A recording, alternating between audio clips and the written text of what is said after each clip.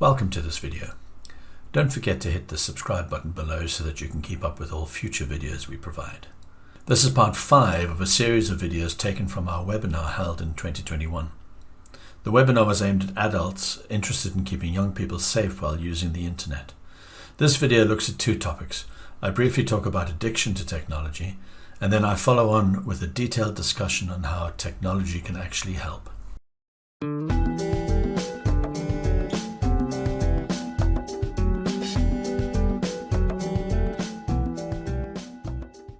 Okay, before 1980, anybody in this country could walk into a gambling house, into a bookie, and place a bet of any age. So little Johnny at 4 years old could toddle into a bookie and place a bet on the horse, and nobody would bat an eyelid because there were no age limits before 1980.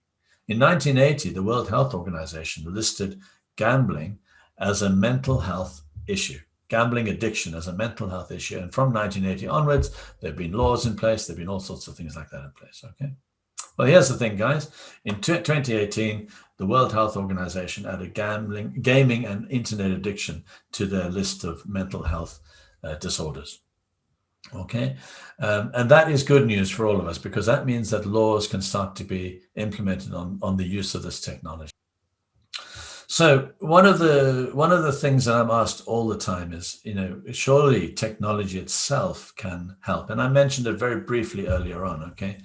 I'm going to go into the details of how to manage devices, practically how to manage devices. Again, remember at the very beginning, I said, I can't tell you how to manage your iPhone 7 or your Galaxy, 10S or whatever it is. There are too many devices. We'd be here for 3 weeks going through every one of the devices. So I'm giving you general principles here and practical links and tips for how to do things. But you are going to need to research your own device if this is something of a concern for you. Okay.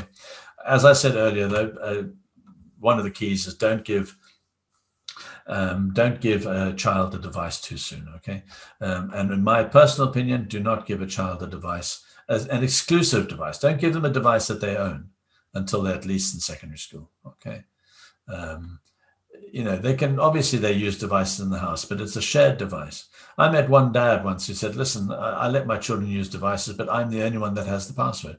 So every time they want to use it, they have to come to me, I log in, and then I know what they're going to be doing, and I can keep an eye on them. And that's a good little trick. You keep the password, they ask you for it, you log in, and then they can use the device. And at that point, you can say, listen, you can have it for half an hour, but don't forget dinner, and all that sort of stuff. If they have their own devices when they're kids, they will just use them to death. Okay. Before giving a child a device, though, you need to check that it is set up with all of the parenting controls. Okay. And this is why I can't go into all of the details here, but there are 2 great websites. There are basically 2 types of device on this planet. Okay. There's Apple devices and there's Android devices. Apple devices are owned by Apple. So the website is support.apple.com. Okay. Go onto that website and you'll see everything there is to know about parenting controls and all the rest of it. Okay. And the second one, Androids, that's owned by Google. So the second website is support.google.com. Okay. Go and have a look at those. There's all sorts of interesting things there. I will be talking a little bit later about some of them. Okay. But the point is that every device and every operating system has got ways of you as parents taking control of these things. Okay. Child psychologists across the world now are saying no primary school child should have access to social media. Children in primary school simply don't have the emotional or psychological maturity to handle the pressures of social media. And so you should not be letting your children use social media. TikTok is social media because it allows people to friend and follow and talk and all the rest of it.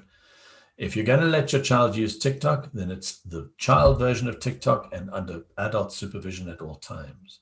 Okay. And that goes to my next point. Never leave children unsupervised when on the internet. Get the internet out of the bedroom, put it in the sitting room, put it in the kitchen, put it somewhere where there are people around so that you can hear and see what they're doing. Okay. Now you can use technology to help. Okay. And I've got a whole lot of things here for you to take notes on. So I am going to give you a list now of what I refer to as layers of security. Okay, so there's a whole lot of different layers, and there's lots of links to resources for you on this slide. Okay, so the first thing is the device itself. Okay, remember every device has got what's called an operating system, an OS. Okay, and it's going to be one of two, but there are a couple of other ones. Okay, there's a couple of minor ones that you need to be aware of. Okay, so Microsoft devices, they all have they have them. Apple devices, Android devices, Amazon devices. Those would probably be the big four. Okay, the big ones are Apple and Android. Okay, so if it's a Windows device, okay, like a PC, laptop, a Surface Pro, anything like that, then you're going to go to that website there, and you're going to have a look at the family setup there. Okay. If it's an Apple one, then you're going to look at apple.com/family. Remember, guys, all of these links are in that website, so you don't need to write these down, okay? You can just go onto that website and you'll find all these links there, okay?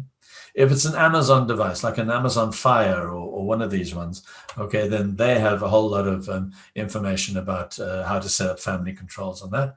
Okay, and then there's 1,000,001 references to what is called Google Family Link. This is a special feature inside Android that allows you to link your device to your child's device. Okay, and the commonsensemedia.org one, which I've given you up there, is a very good a practical approach to how to implement Google Family Link. Okay. I think your approach to all of this sort of technological safety stuff is going to be multifaceted, because not everybody is dedicated to the Android or there's Apple. You know, most households have got a bit of a mix and a match of things. So you're going to probably have to dip into each of these to see how to set up devices. So that's the operating system itself.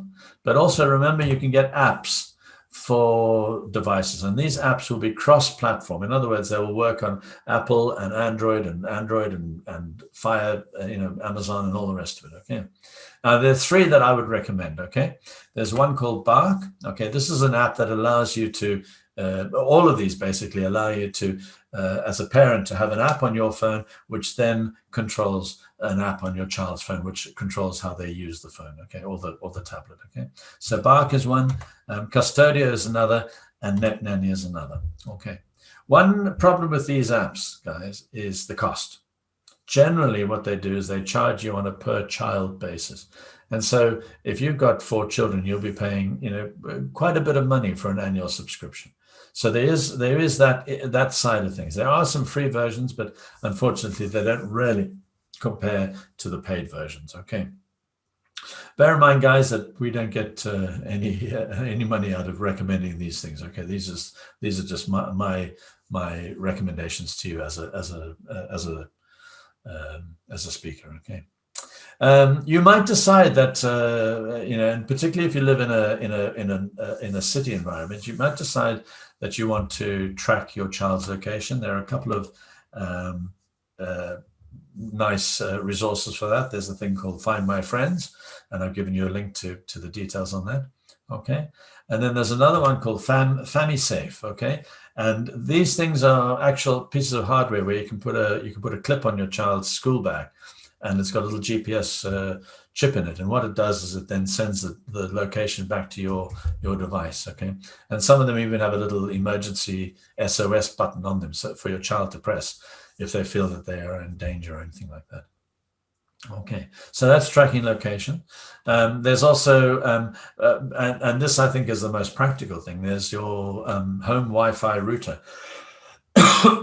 Okay, routers have come leaps and bounds in the last 10 years. So make sure you get a modern router in your house. Make sure that your Wi-Fi is delivered via a modern router. Okay, and I've got 3 here that I want to just recommend. Okay, one of them is called the iKids router. This is an Irish company based in Dublin. They've been hugely successful, and they create a thing called iKids. It's a parenting control router. It basically takes the place of your existing router, and it gives you all sorts of controls. It has an app and all that sort of stuff, so you can turn on and off the internet whenever you need to. Okay. The second one is Circle Home Plus. This used to be a Disney product, but it was spun off as a separate company. The website is meetcircle.com. It does the same as iKids, but it's a much bigger organization. iKids is good because it's an Irish company, and you've got an Irish person at the end of that support line, and they're open 24/7, 365 days a year. Okay. And then the third one is a much more expensive option, but it's one that I personally use in my own home. It's called the TP-Link Deco system. And it's a very, very powerful thing. Basically, it has, for my purposes, it spreads the Wi-Fi right out through the house, but it comes with an app, and I can see what people are doing. I can knock people off, and I can do all of that sort of stuff. The important thing about the router, guys, is to understand that it can do filtering. So you can put filters on, you can ban websites, you can ban types of content and all that sort of stuff. So it doesn't even let the stuff get through to your child's device, okay?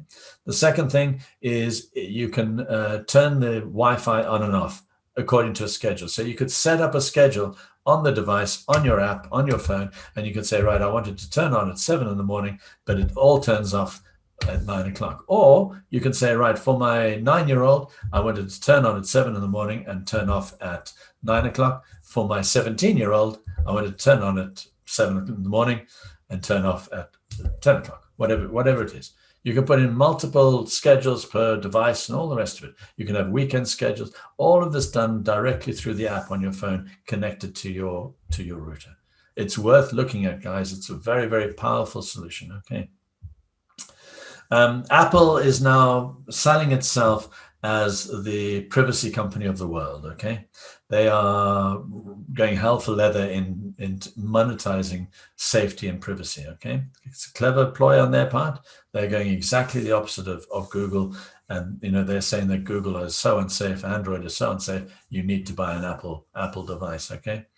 They've implemented and, you know, robustly implemented their screen time settings. So you can actually limit the amount of time your child uses the iPad for by simply setting up screen time correctly, okay? And screen time will give you as a parent a report on how much time your child spent. So go back to those time limits that I said at the beginning. You can use Apple Screen Time to monitor the time limits, okay? There's the support.apple.com website again. That's where you find all information about screen time, okay? As I said earlier though, guys, don't make the mistake of thinking that technology is going to fix it all. It's not, okay? What is going to fix it all is good, robust parenting, okay? So do not use any of this technology as a substitute for supervision.